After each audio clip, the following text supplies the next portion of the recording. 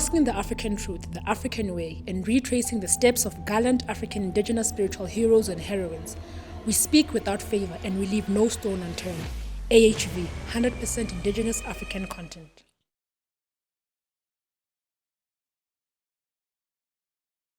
Welcome to our dynamic episode is African Hidden Voices, where we unpack anything and everything African.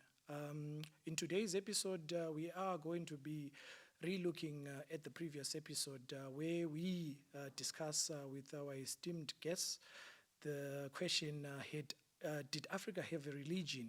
I'm joined today in today's episode by my esteemed colleague Sam Langa, who's our African Hidden Voices data analyst.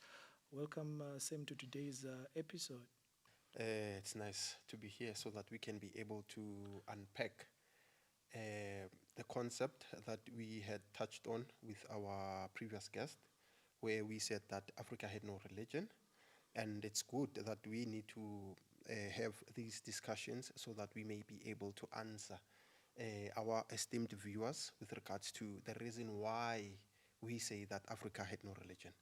So I think it's best that we touch on a basis and give more clarity and evidence that really Africa had no religion, but it had what we call African indigenous spirituality. Okay. I think in the previous episode we did discuss, albeit not deeper in terms of the etymology concerning African indigenous spirituality and religion. I think our premise, just to answer some of the questions, I know there's a lot of discussion. We sparked a lot of debate concerning the notion that, or the question that Africa had no religion. I think our premise should be, did Africa have a religion before colonialism? I think let's start from there, Sam, and unpack a few issues. In that vein, I want us to look at three important issues when we discuss the question, did Africa have a religion? Let's look at the definitions first. Let's look at the concepts first. And look at the elements or the characteristics that distinguish religion and African indigenous spirituality. Yes, true. Look, when it comes to matters of a religion, first we need to first understand the definition of religion, so that we can be able to then unpack what African religion means. In that way, we can then be able to explain in detail that religion is something that Africa did not have in ancient times. And what we had is African indigenous spirituality. So in definition, if you can go through Google in dictionary.com, the term religion means the belief in or worship of a superhuman controlling power, especially a personal god or gods. Like if you can pay attention to this definition and the second one that says a particular system of faith and worship. You see, now there's a term here that is oftenly used, which is the center now of religion, which is belief and faith. And this is something that distinguishes Africa from religion. That Africa in ancient times had no concept of belief. Because of belief, it's something of the mind, and it's not something of the spirit. And in ancient times, Africans used to be in a state of knowing, where their experiences with the divine were experiences based on their spirituality. So the moment you say Africa had a religion before, therefore you mean that Africa had concepts, or they were the ones who came with the concepts of belief. Remember, you cannot talk about spirituality and also talk about belief. And the moment you say Africa had its own religion, therefore you are saying Africans in ancient times used to believe. Remember, the belief, the concept of belief, it's broad, and which now distinguishes Africans from other regions whom they brought religion in Africa. Just to elaborate Yes. on the concept of belief, I think it's grounded on the idea or the notion of faith. Yes, yes. Faith goes with belief, or belief goes with faith, Yes, yes, yes. depending on where you are situated. Yes. So the most important thing there is one has to have faith in order for one to believe in something. You're believing in something that is supernatural, something that is intangible, something that you cannot touch. Yes, yes. So there is a process that you need to go through as an individual for you to get to a state of belief. There's the idea that you have to be converted. There's a process of conversion that takes place for you to get to a state of believing. It's not something that is innate. I think we need to understand that concept as well. It's not something that you are inborn, that is inborn or ingrained in you as an individual. It's something that you have to be taught. It's a taught experience. Exactly. Yeah. So, Yeah, look, Dr. Spanda. Remember, faith, it's the confidence you have about something or a concept. But now, if you were to go deeper about belief and faith, you'll also understand that belief is the acceptance then of that particular idea or someone that you need to accept for you to believe. So you first accept for you to have faith and confidence about that thing. And this is where we say as Africans that in ancient times, such concept did not exist because of we used to accept and have 100% certainty about our spiritual beings based on spiritual experiences of knowing. Whether you have to accept or not, you had a spiritual experience of knowing. Like for instance, let's take an example of Ubungoma. A traditional healer. A traditional healer, when one has to accept one's calling, which we term ingulo yakhe, that particular person does not have to believe or have faith in Ubungoma for one to receive one's calling. Already that calling comes whether he believes or not, which now distinguishes our African spiritual concepts, that the concept of belief somehow disagrees with our spiritual principles. Because of according to African spiritual principles, the concept of belief now disagrees with what we know. Yes, yes. okay. So to clarify further Yes. for the benefit of our audience out there, Yes. We did touch on this issue when we discussed in the last episode in terms of etymology, Yes, the yes. origin of words. The origin of words, yes. If you talk of religion, religion comes from a Latin word called religio. It means to bind. To bind, yes. So to bind is to tie somebody to something. Yes, yes. Right. So you're tying somebody to a certain set of beliefs, a certain set of dogma. But spirituality is derived from the Latin word spiritio, which means breath. Yes. Umoya. Umoya, yes, Yeah. yes. So that distinction has to be put out there.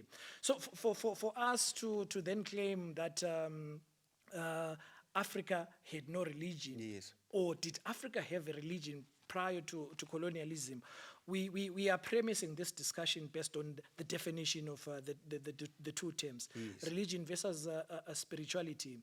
Before, our ancestors used to communicate with umveliqala, Yes, yes. or umvelinqangi, or in our case umfihlakalo, directly, or through what we call physical central spiritual beings, Yes. or those that have been sent from the spiritual world to come and guide us, like imboni, amagogo, amatola, people that have been given that divine omniscience and omnipotence to lead us as a people, or to guide us as a nation. Yes. So for us, revelations are very important in terms of understanding the difference between religion and spirituality. So we are actually saying, prior to colonialism, there were people that were sent from the spiritual world to lead nations.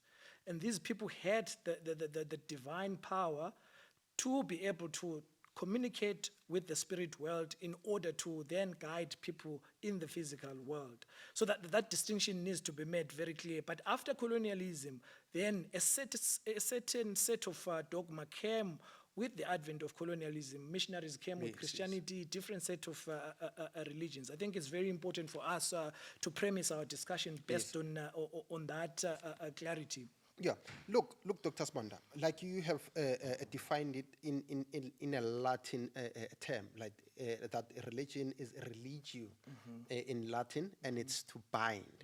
So now the question is, if we say that Africa had a religion, now the question is, if how is it that the term religion does not exist in our etymology as Africans in ancient times? Because remember, it must first exist. But now it only existed through the introduction of of religion, sorry. So now you will understand that the concept of binding goes together with conversion. So Africa did not have a religion, but they were converted into all these various religious systems that were brought in Africa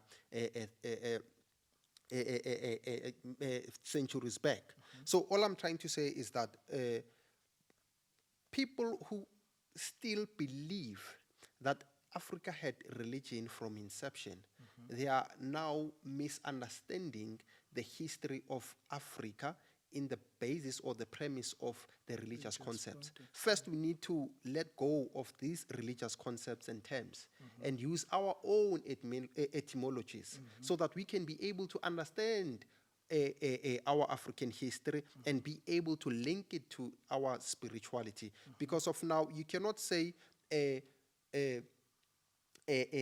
I don't believe in African spirituality, therefore it's my right to believe in any other religions. Already you are now confusing yourself because of belief and faith does not exist in the context of practicing African indigenous spirituality. And the moment you say you're practicing spirituality, it does not mean you're binding yourself with a religious system. No, you are actually practicing something that defines you as an African. It's something that defines your spiritual your identity. Exactly, your spiritual identity. So people are misunderstanding the approach of the restoration of spirituality that is actually mandated to Inkosi Umoya, Dr. Uzilwe Khatebe, who states with confidence that he is mandated to restore, meaning returning Africa back to its original roots.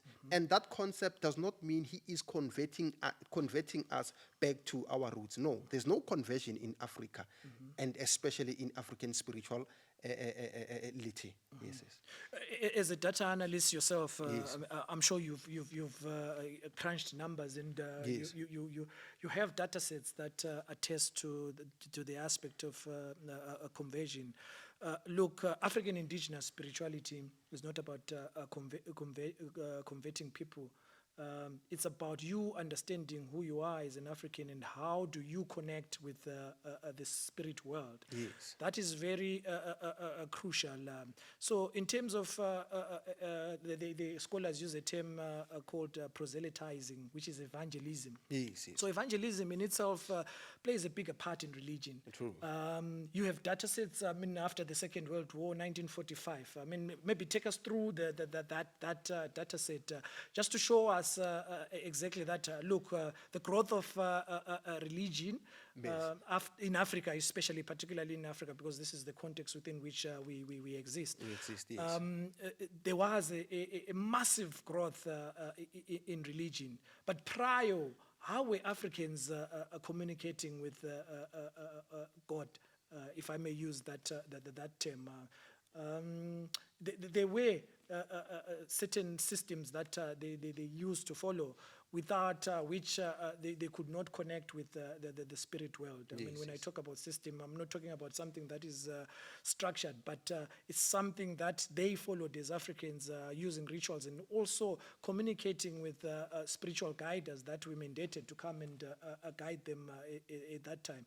We've got data, I'm sure that you can share with us. We do have data.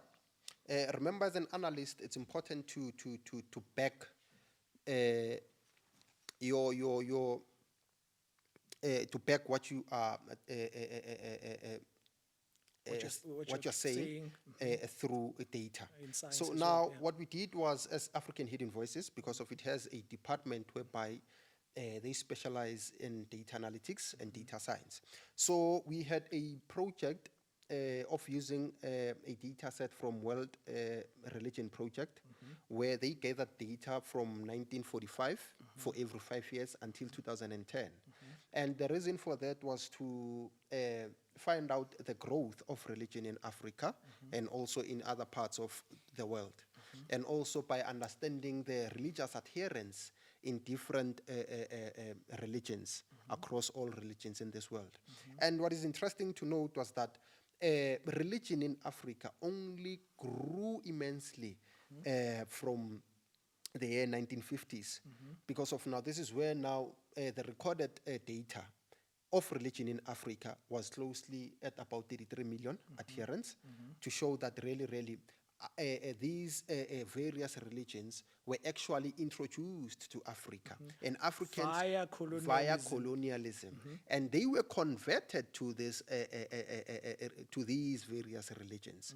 And now the expansion of religion only began when this thought experience took place through evangelism. And now remember that you need to be converted in order for you to practice that particular religion. To believe. You need to have faith. And one of the concepts they used, and I'm talking about some of the religions, where they imposed these religious belief systems. They imposed these faith doctrines to Africans for them to end up accepting, believing that this is the way of life. And this is our particular God by which we need to fellowship. So now, according to data, 50 years later in the 20th century, this is where now we see in the year 2000, the expansion of religion reaching about 613 million adherents in Africa. And now, if you pay attention only on Christianity alone, it had only 14 million adherents across Africa. But only that was when in 1945. But now, going to 1990, there were about 265 Christian adherents in Africa and 460 million in 2010. This is the expansion of all these religion that came from other regions and introduced these various religions in Africa. But now the question is, what is it that was so important that these very religions, they converted us into these religions from what we had as Africans? Because remember, we said that if religion means to bind, this means that there was something beyond religion that existed in Africa that had caused a colonialism to impose religions on us. And this is where now we see that today it's no longer these colonizers or we should term the missionaries who are now mandated to convert fellow Africans into religion, but it's the very Africans who are now converting their fellow members, communities, into these religions under the banner of belief and faith.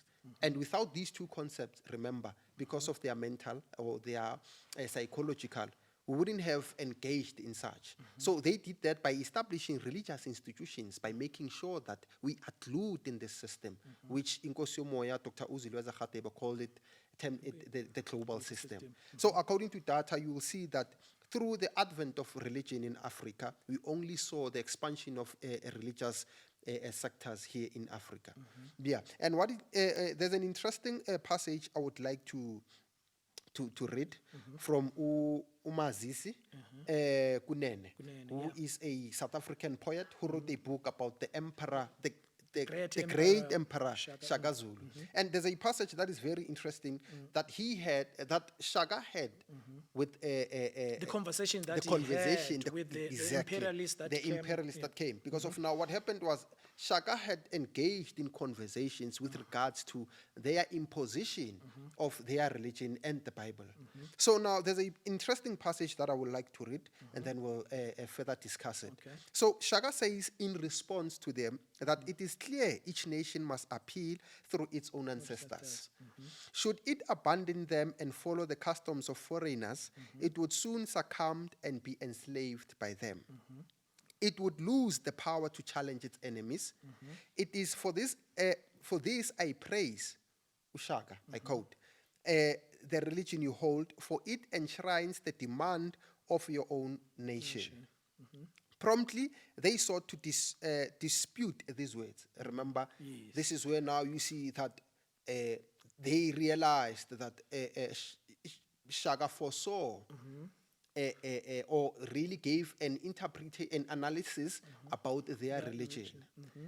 You see, and now he goes on further and says, our religion comes from nations other than ours. And remember, they used the term religion because of already there was infiltration of religious etymologies. Yes. And then as he says, as we were enhanced by it, we were sought to share its brotherhood with others. These are the white missionaries responding to Shaka Zulu. But he comes back, Shaka, and says, I hear you, but in truth, when you spread this religion, you include in it those who are your own ancestors. Shaka continued and said, the ancestors prefer their own children. Now, you see, the concept of religio in Latin says to bind. So the moment we believe in this religious sect, we're actually binding ourselves with the ancestors of those who brought their religions. And we let alone our own ancestors. Hence we say in Africa we do not believe, but we know. We knew about the existence of our ancestors. But now the introduction of this religion, they have binded us through the concept of conversion. This is where I say, the moment you convert into a religion, you now lose the power of your own lineage, your own ancestral identity, which is the spiritual identity. This is why Shaka knew about the coming of this particular religion, that the moment we bind ourselves with this religion, we are actually accepting defeat. And really, really, the result of defeat, we see it by the expansion of religion in Africa. Yes. I mean, the data says it. The data says it. All. Okay, so to progress, Yes, I mean, yes. I think we've dealt with the issue of definitions. Yes, yes. I think it's very clear, Very clear, yes. even to our audience, it's very clear the distinction between religion and spirituality, the aspect of believing and the aspect of knowing. There's a distinct difference there yes. that actually situates where Africa stood before colonialism. Yes. Before the advent of colonialism, we knew about our spiritual identity. Exactly. But after post-colonialism, colonialism came with a religion that came with a certain set of dogmas and a certain set of culture that the missionaries brought with it. So in essence, we lost our own identities as a people. True. And to go back again to the concept of belief and faith, and I'll always appreciate it's a definition in the Latin way, to bind. So the moment you convert, you actually binding yourself to something foreign to your identity. So this is what actually a belief means. So that is why we're saying in African indigenous spirituality, there's no such a thing as a belief. We are not binding ourselves to a particular belief or religion, but we are practicing what resonates with our spiritual identity. We know our ancestors exist in the spiritual realm, and we know that there are good ancestors and bad ancestors. You see, we know about that because we have experiences of knowing that validates our notion that the existence of our ancestors is actually true. It's a reality. A person is who he is because of one's ancestry. This is why we always recite our clan names, remembering those who paved the way for us to exist today. So this is why we always recite our clan names, because of now we are saying we exist because of them, and they are embracing our existence because of this genealogy, and that is why we recite our clan names. Yes. Okay, all right. I think we've exhausted the definition Yes, yes, there yes. and the distinction that exists. I think that like I said, for anybody else to understand any new knowledge, the three concepts that an individual has to go through, you have to understand the definition, you have to understand the characteristic of that body of knowledge, Yes. and also the elements. I think let's discuss which is the second segment of this discussion, the characteristics of religion and spirituality. And by spirituality, we will start off with just the universal concept of spirituality, Yes, yes. and then touch on and indigenize that concept so that we contextualize it in our African context. I think that is important. I've got 5 characteristics here. Yes, yes. That will clearly show, I mean, look at the distinction between a religion and African indigenous spirituality, or spirituality per se. Yes. So the first one is a religion has a book. Yeah, and okay, Dr. Sbanda, just to hold you on this thought. Look, remember, we first need to explain to our viewers that before the introduction of religion, Africa had its own spirituality. Yes. We were practicing African indigenous spirituality, which today the scholars are mistaking it. Mistakenly interpreting it as traditional religion, African yes. traditional religion. Yes, I think yes. we'll get to that So aspect. I think, yeah. yes, yes. So I think it's best if we give the characteristics of religions, African traditional religion, and African indigenous spirituality. Yes, we will discuss about that. Like the 5 characteristics, we'll start off by looking at books. Yes. African indigenous spirituality, African traditional religion, then religion itself, universal concept of religion. True. It's a known fact that it's a public knowledge that all religions, actually the most prominent ones, the 5 known religions, that they all have their religious book. For instance, Christianity has the Holy Bible. We know of the Quran, which is the holy book for the Islam. And then we have the Jewish Torah. The Jewish Torah. And then we also have the Book of Mormon. The Book of Mormon, yes. So all religions have a book. But now, if we then say Africa had religion, then where is a book of religion or a holy book for Africans that falls under African religion or African traditional religion? It's a question mark. This shows you that Africa had no religion, because of all dominant religions in the world today, they have holy books. So now one would argue and say that, but Africa did not establish the concept of writing. This is why they were unable to document their religious text. Well, this is an understatement, as we know that even the concept of writing originates here in Africa.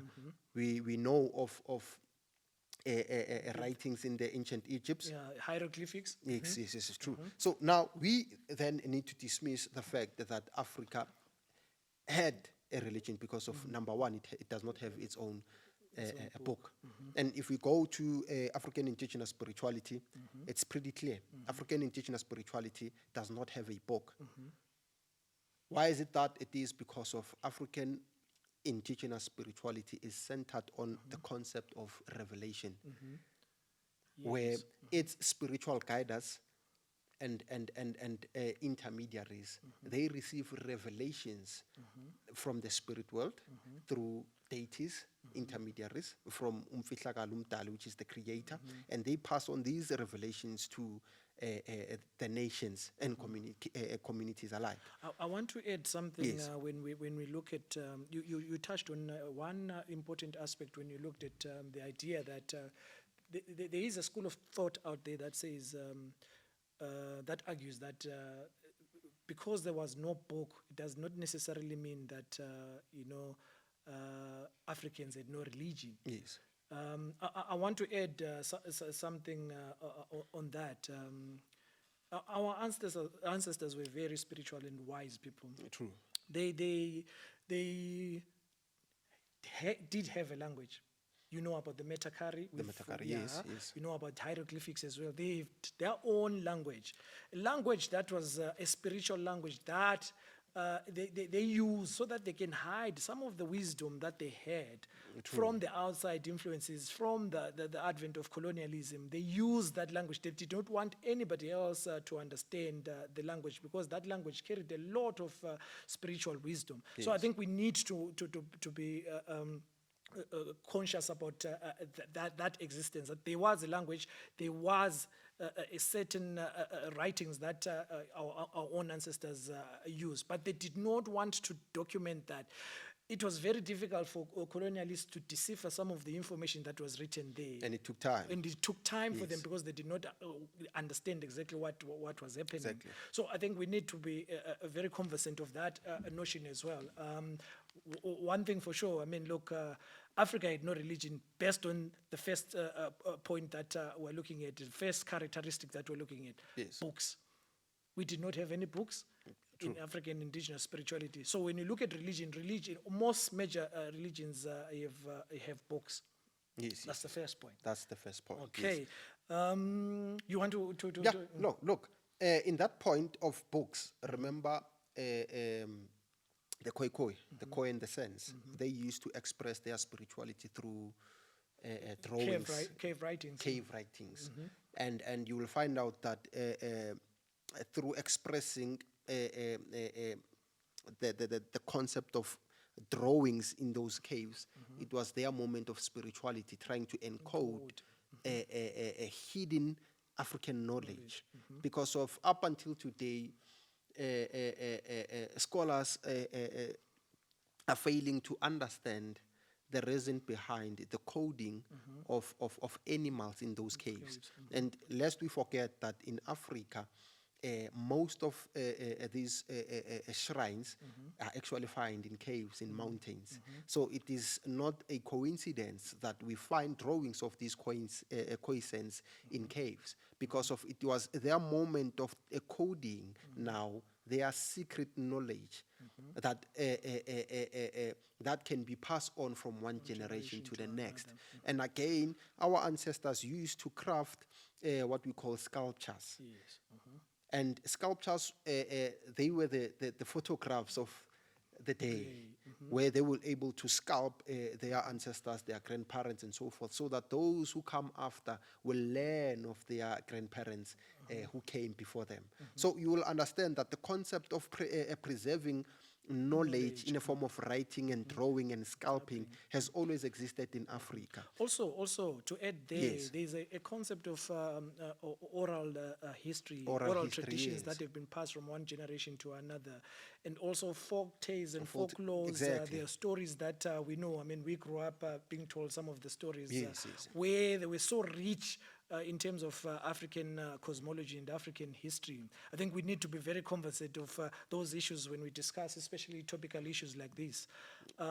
You touched on a very important concept of caves. Caves, yes. That brings us to the second characteristic of the differences between yes, the institution. religion Yes. and the institution. The institution, yes. Yes.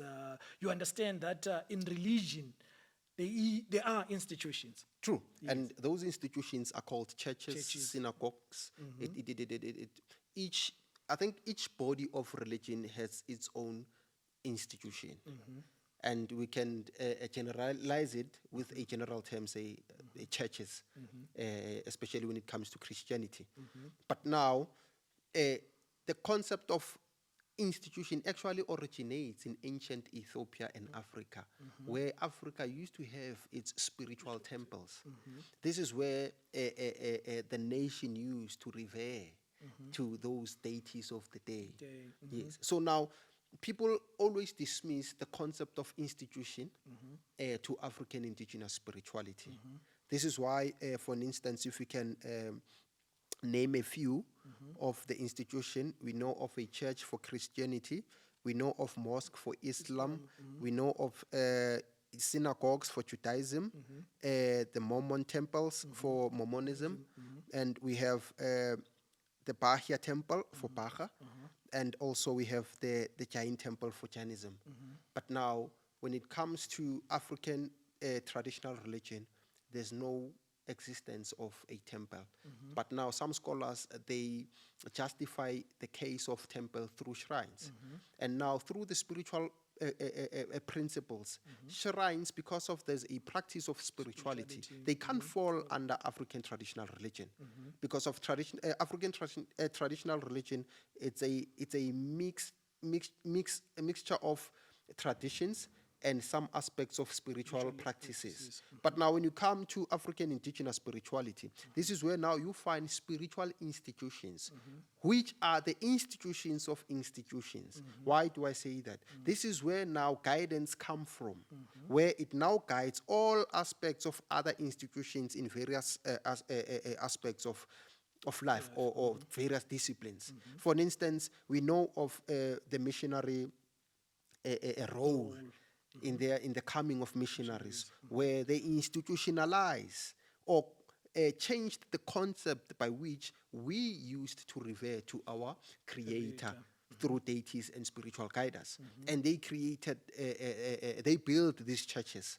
And through these religious churches, they influenced the belief systems through the education institutions and all these other institutions such as governance. So what I'm trying to say here is that as much as these various religions have their institutions, in fact, African indigenous spirituality has had its spiritual institution. Yes, and this is where Africans used to draw spiritual wisdom and knowledge from, so that they can guide their day-to-day lives. Yes. I think just to add on what you're explaining there, just so that it's clear out there. When you talk of a church, we talk of a building. We talk of, that's religion. That's a religion. But when you come to African indigenous spirituality, you talk of an institution, you talk of shrines, you talk of caves, and mountains. You talk of mountains. Yes. There is a significance there that exists there in terms of the dualism that, or the coexistence between man and nature, which is spiritual in itself.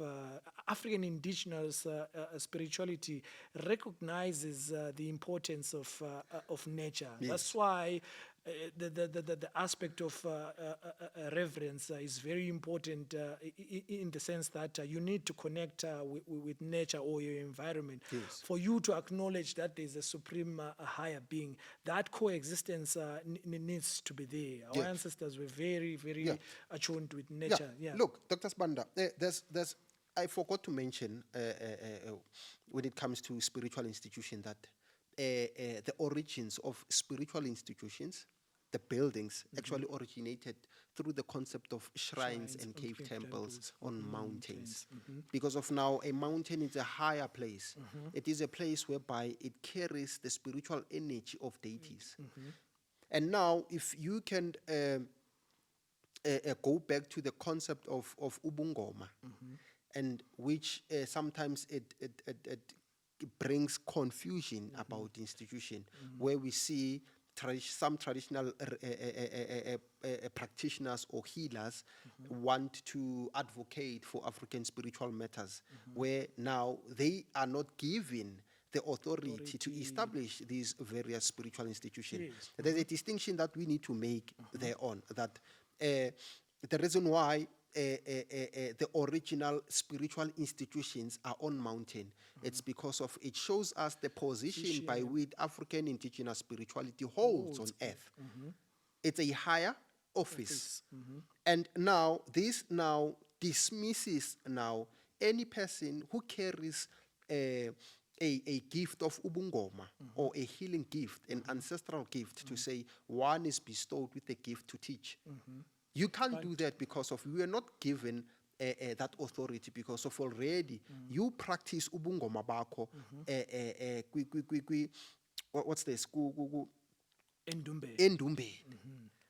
I'm not sure if you know the term in English, in Dumba in English. But now, yes, and now your focal point is on individuals. But now a person who is gifted with a spiritual mountain, an institution that delivers revelations in the spiritual realm to human beings, is the one now given the higher office. So Ubungoma is the lower office, who is supposed to also then form part of a following or fellowshipping under a spiritual institution for spiritual wisdom, guidance, and also more hidden knowledge. Very important point that you are raising there. I want us to get into detail in terms of unpacking that, because there's a lot of confusion. Now you've brought up an interesting dimension to the discussion. The dimension that talks about spiritual hierarchies. Yes, yes. Yeah, maybe just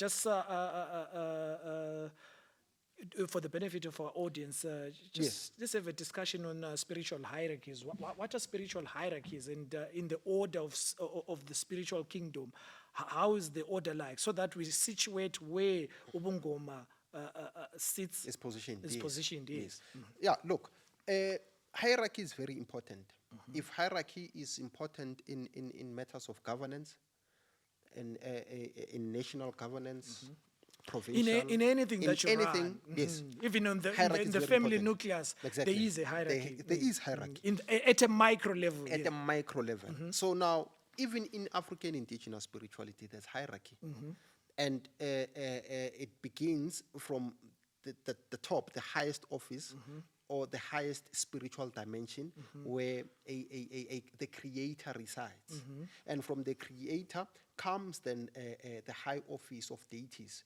These deities are responsible of delivering messages between human beings through a spiritual, a physical spiritual central figure. And vice versa. So they are the spiritual intermediaries who now delivers and send messages from the creator to human beings through a spiritual. Exactly. And now we need to distinguish between the two here, because of a lot of African people, they are having I'm not sure if they are somehow confused on how to distinguish between the two. We have Itunya, which is, they are also the working spirit. And we have Amadlozi, who are also the working spirits. And we have general ancestors or spirits who are general, who does not hold any spiritual responsibility. So now Idlozi holds a responsibility of now addressing matters of Ezabapanzi. So now it it distinguishes between idlozi nesithunywa. Now Isithunywa kahle kahle uthunywa ngubani? Isithunywa uthunywa ngumdali, the creator. Isithunywa, or noma a spiritual messenger, a deity, a great deity, is sent by the creator to deliver messages to human beings through a physical spiritual figure who we know as spiritual guiders. So now, the moment you take Idlozi and put it in a position of Isithunywa, you're now violating the hierarchical order of spirituality. This is why we say people whom have gifts of ubungoma or traditional gifts of healing, they can't advocate for guiding the nation, because of Idlozi only works on matters of abapanzi.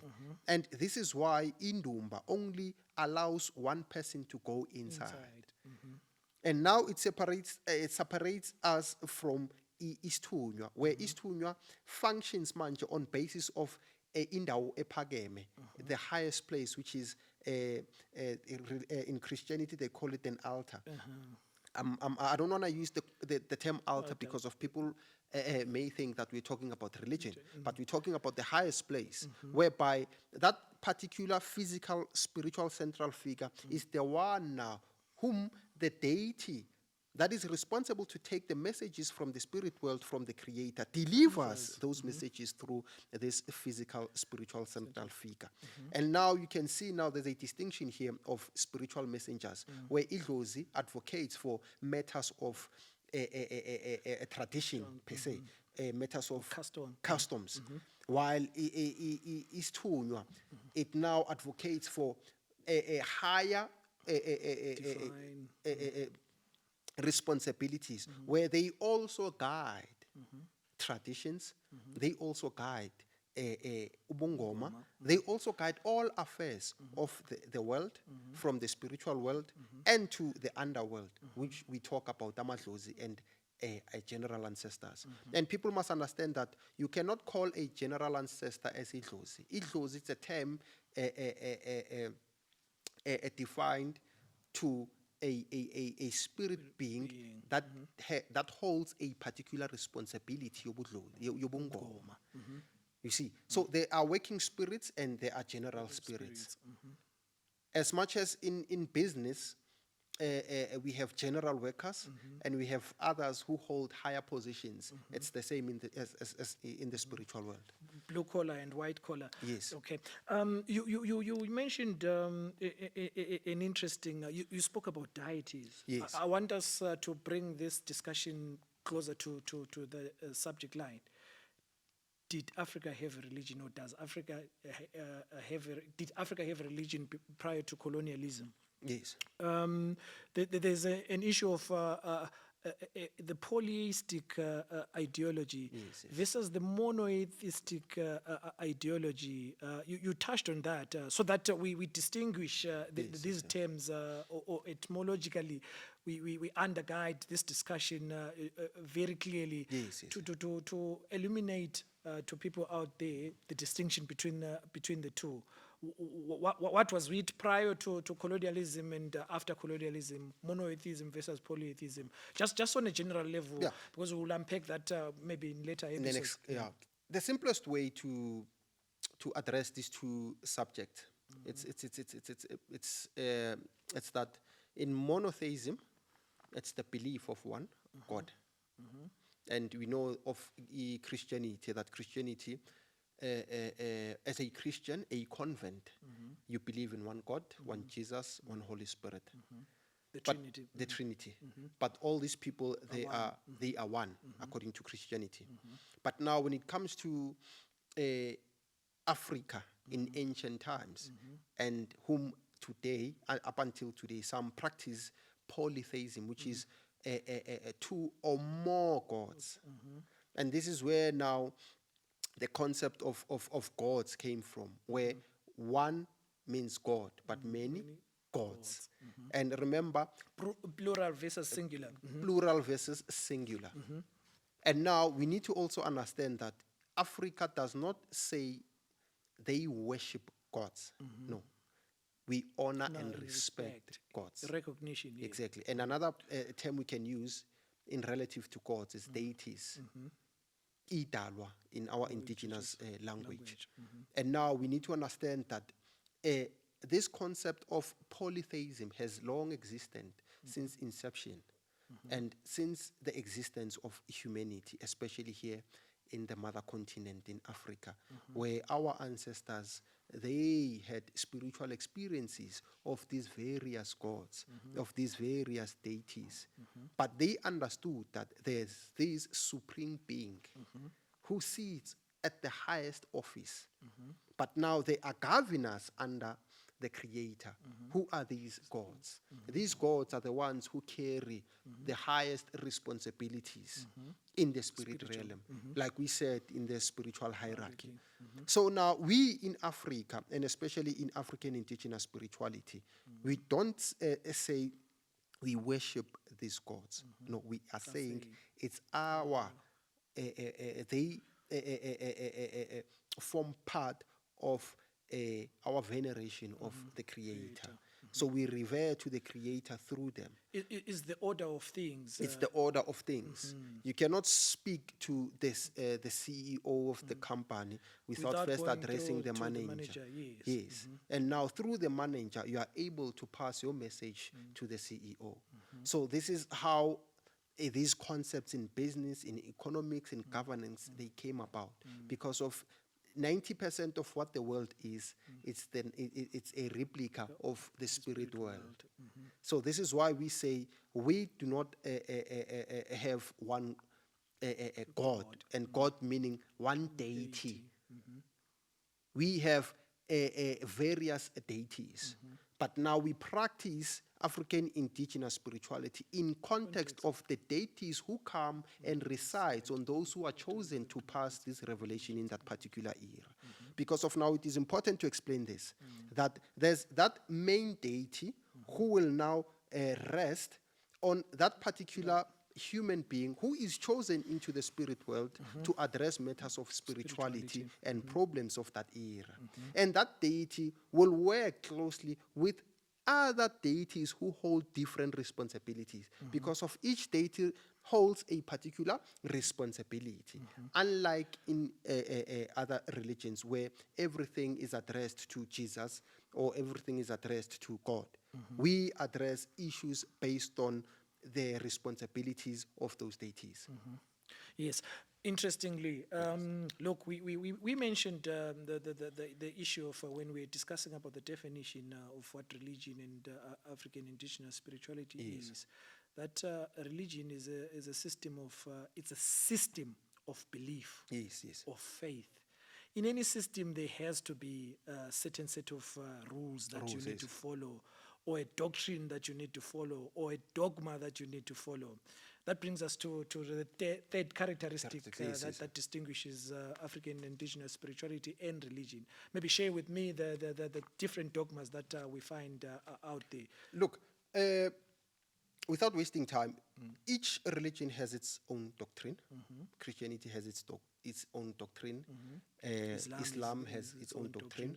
And all these other various religions, even Judaism has its own doctrine.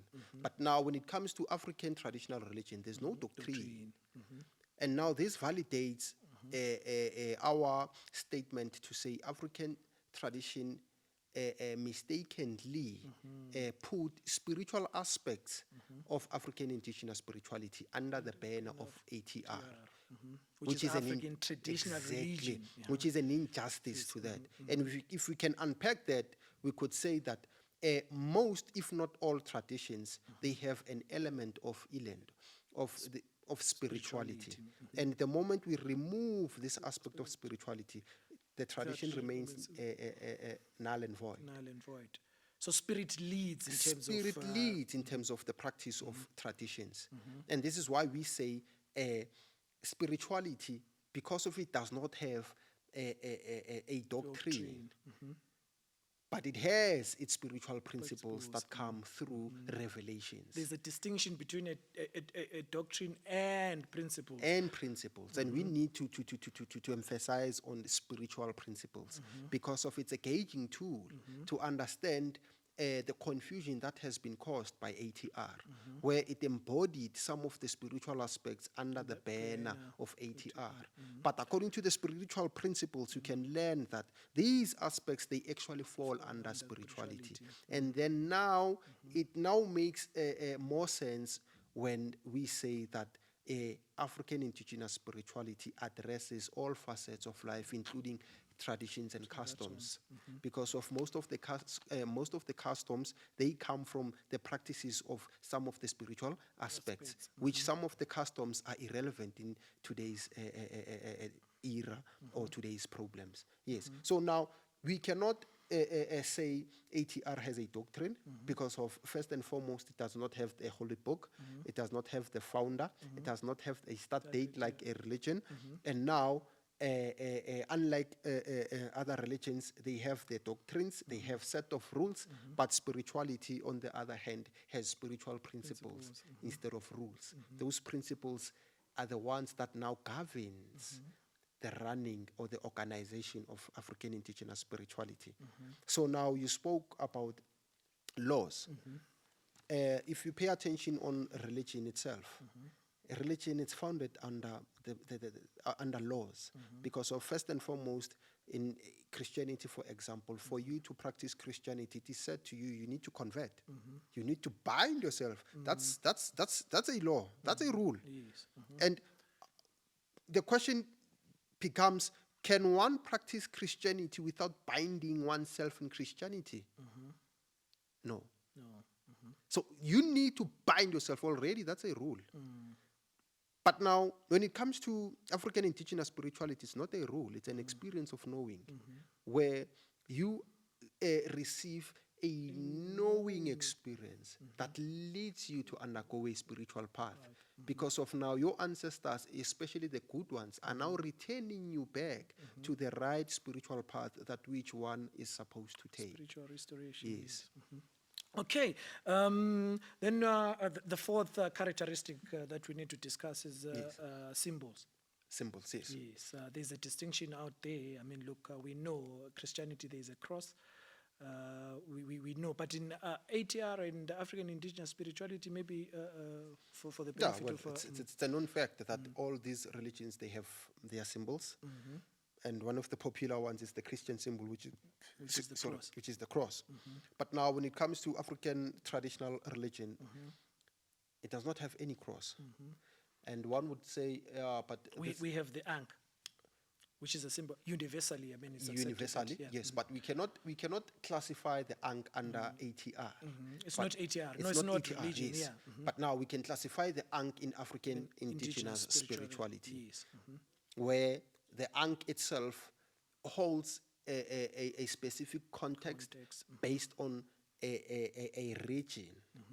So the ankh has its own context in Egypt. And again, when you come to Southern Africa, in one of the spiritual institutions at the Revelation Spiritual Home, they have an African a definition of an ankh, but also it adheres to their spiritual identity. Therefore, you would see that it's a little bit different to that of the Egypt. As a result of context. Of context, Spiritual yes. context, Spiritual context, because of now, remember that context is important.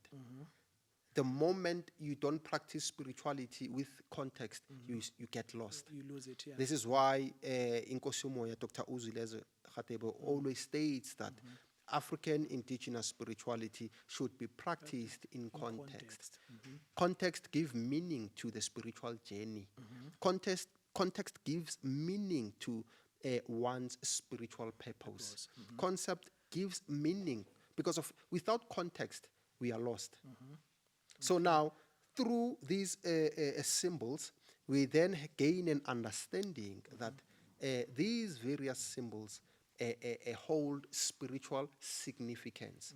If a cross holds a religious significance in Christianity, an ankh holds a spiritual significance in African indigenous spirituality, which takes us to the concept of numbers and signs, where this is one of the languages that our ancient deities, up until today, they continue to speak through symbols and numbers. So numbers in general term, mathematically, they hold a particular connotation. Spiritual Yes. connotation, yeah. But now, spiritually, they have its own significance and function, and also its definition. Yes. Okay. Lastly, just to wrap up on our live discussion, the last characteristic that we need to look at is the issue of founders. Religions have founders. Most of the religions have founders. But when we look at ATR has no founder. ATR has no founder. African indigenous spirituality has no founder. Yes, it has no founder, but according to the spiritual principles, we have what we call the physical, spiritual central figures, who are always being misunderstood as them running a cult.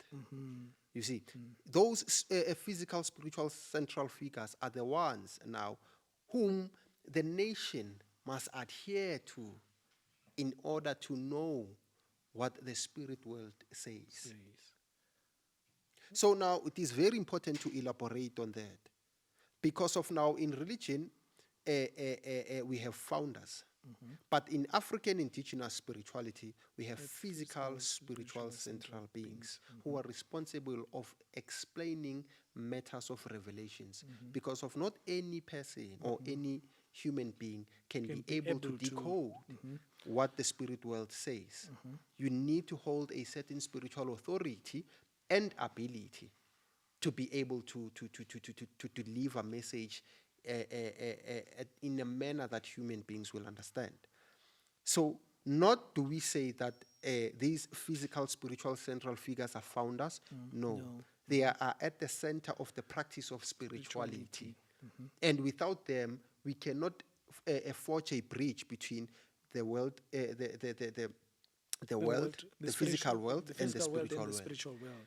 But now, again, when it comes to religion, which I would want you to also add on that the moment we say something has a founder, it means it was started. It's man-made. It's man-made. That's the distinction Yes. between religion and spirituality. Religion is man-made. It's man-made. Therefore, it has a founder. It has a founder. But African indigenous spirituality, it's not founded by man.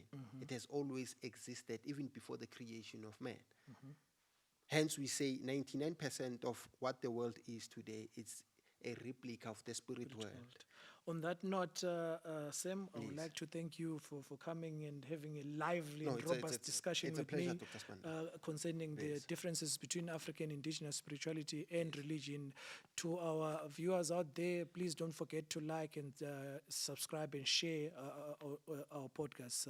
Thank you for having us today. Thank you.